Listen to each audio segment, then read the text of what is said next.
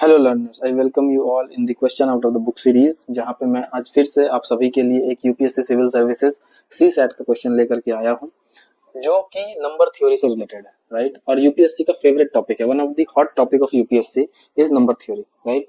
और number theory से मैंने जो ऑब्जर्व किया है पिछले 2-3 सालों में, कई सारे क्वेश्चन उन्होंने पूछे हैं। उसमें से एक क्वेश्चन ये है, और इस क्वेश्चन में बेसिकली बच्चे फंस जाते हैं कि कैसे इसको करना है।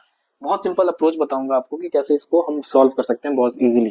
ठीक है, इसका ट्रिक बहुत इजी है कि हमें 4 डिजिट नंबर चाहिए such that 1 divided by this leaves reminder 1347। इस नंबर से अगर मैं डिवाइड करता हूँ n को, तो हमें रिमाइंडर 1347 मिल रहा है। अगर आप ध्यान से देखेंगे 3, 5, 6 और 9, इनसे अगर मैं डिवाइड करता हूँ तो हमें रिमाइंडर मिल रहा है 1, 3, 4 और 7। इन दोनों के बीच में अगर कुछ कॉमन आप देखेंगे तो यू विल गेट कि इन दोनों के बीच का जो डिफरेंस है ना, वो -2 का है। मतलब 3 -2 कर रहे हैं तो हमें 1 मिल रहा है, 5 में से 2 माइनस कर रहे हैं तो 3 मिल रहा है, 6 में से 2 माइनस कर रहे हैं तो 4 मिल रहा है, और इसमें से 9 में से 2 माइनस कर रहे हैं तो 7 मिल रहा है, राइट। तो ये है। अब हम क्या करेंगे, इसका एक जनरल फॉर्म बनाएंगे, जनरल एक्सप्रेशन कोशिश करते हैं फाइंड करने की, और उस जनरल एक्सप्रेशन से हम आंसर तक इजीली पहुंच सकते हैं। अब वो जनरल एक्सप्रेशन के लिए हम क्या करेंगे अपन, कि ये जो नंबर दिया गया 3, 5, 6 और 9, इन नंबर्स का हम एलसीएम निकाल लेते हैं। LCM of 3, 5, 6, 9 you will gate 90। Okay, तो हम क्या करेंगे कि ये 90 के -2, अब इसके अकॉर्डिंग हम सॉल्व कर सकते हैं कि 90 के -2 मीन्स कि हमने जब एलसीएम निकाला 90 आया, 90 का कुछ वैल्यू होगा एंड उसमें -2 करेंगे, then you will get the exact value n।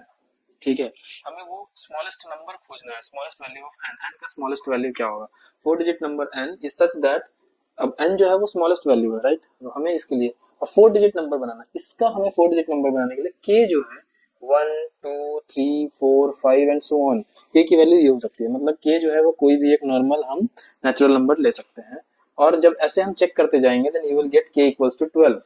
जहां पे जैसे हम k की वैल्यू 12 लेते हैं तो ये एक 4 डिजिट नंबर फॉर्म कर सकता है, राइट। इससे पहले k की वैल्यू अगर आप 11 लेंगे तो 11 पे चेक कीजिए, 90 into 11 -2, this is 990 -2, this is 988। Okay, तो यहाँ पे आपको 3 डिजिट नंबर मिल रहा है, but we need to find the 4 digit number.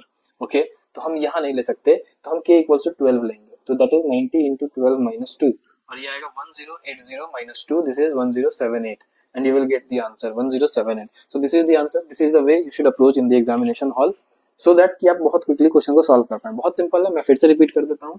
ये जो नंबर जिससे डिवाइड किया गया है, इन सभी नंबर्स का आपको एलसीएम लेना है।